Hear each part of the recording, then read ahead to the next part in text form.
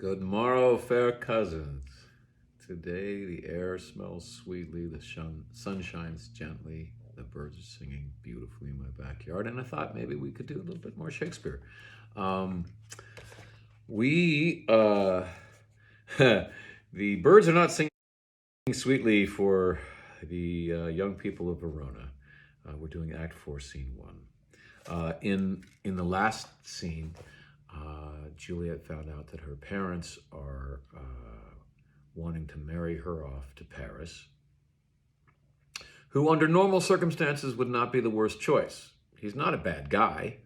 It's just that she is in love with Romeo and has married Romeo and consummated the marriage to Romeo. If she marries Paris, she'll go to hell, basically. But nobody knows that she's already married. And her parents have told her either marry Paris or just get out and be homeless. And the nurse who raised her has said the same. Never talk to me again unless you marry Paris.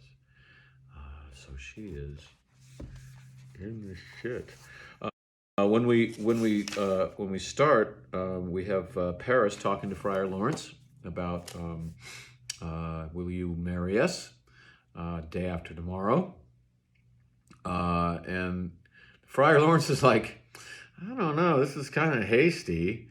And you haven't even gotten her consent for the marriage. And Paris is like, yeah, well, she's getting too depressed over Tybalt's death, and everyone thinks that maybe a marriage will get her out of her funk.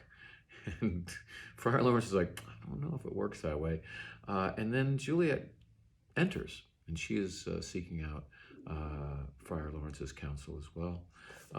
And you know, poor Paris, he's just ignorant of what's really happening, and he embarrasses himself, even though he doesn't realize that he's doing that.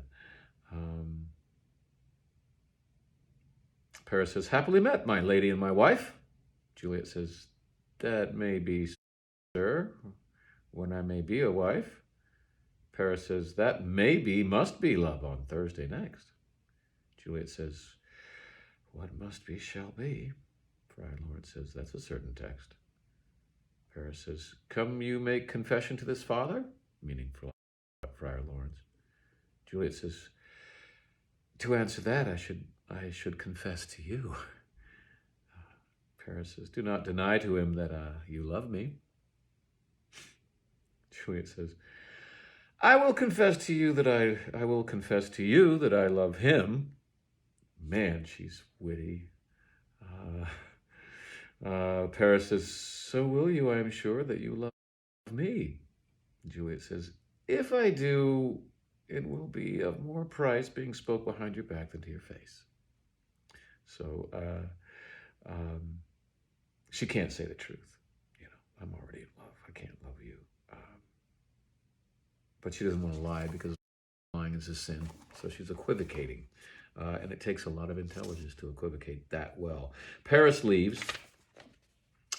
And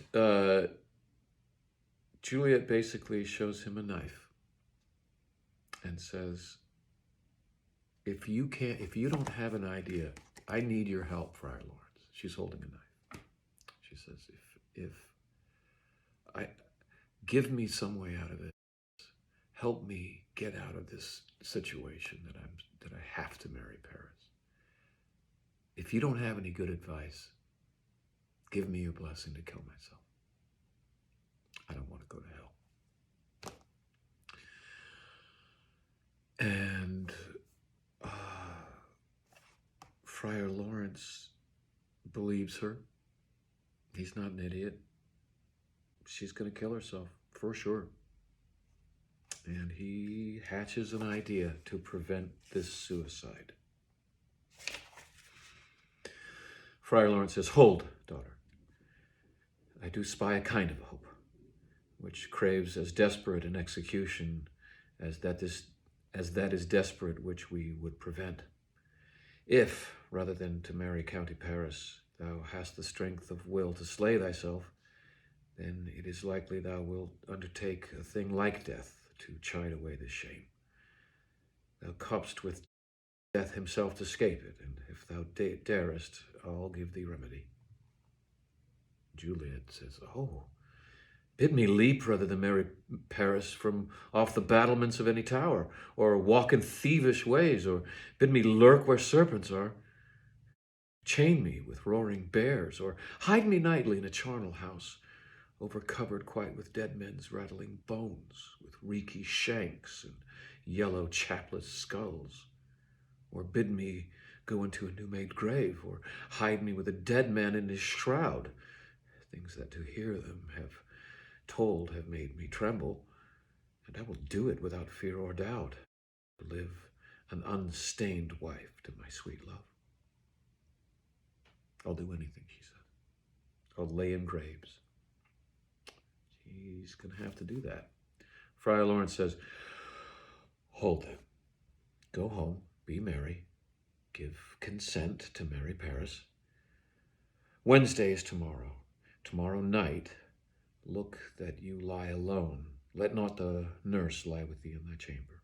And he holds out this vial of poison, or this vial. And he says, take thou this vial, bring then in bed, and this distilling liquor drink thou off, which presently through all thy veins shall run a cold and drowsy humor, for no pulse shall keep his native progress, but surcease, no warmth, no breath shall testify thou livest.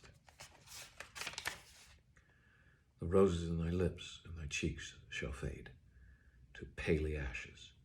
Thy eyes, windows, fall like death when he shuts up the day of life. Each part deprived of supple government shall stiff and stark and cold appear like death. And in this borrowed likeness of shrunk death, thou shalt continue 42 hours, and then awake as from a pleasant sleep. Now, when the bridegroom in the morning comes to rouse thee from thy bed, there thou art dead. Then, as the matter of our country is, in thy best robes uncovered on a bier, thou shalt be borne to that same ancient vault where all the kindred of all the Capulets lie.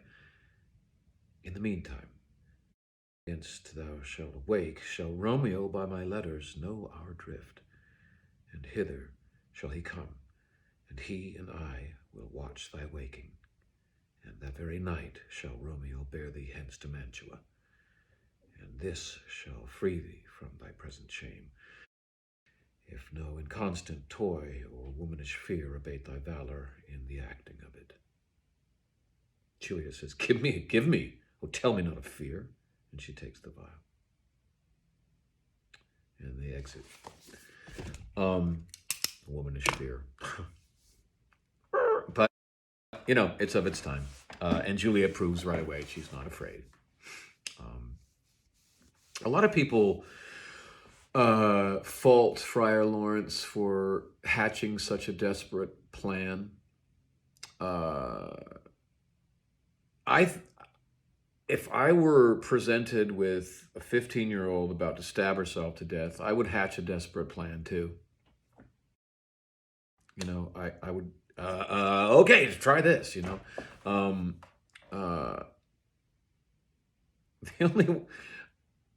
The only thing you could fault Friar Lawrence for is marrying them in the first place.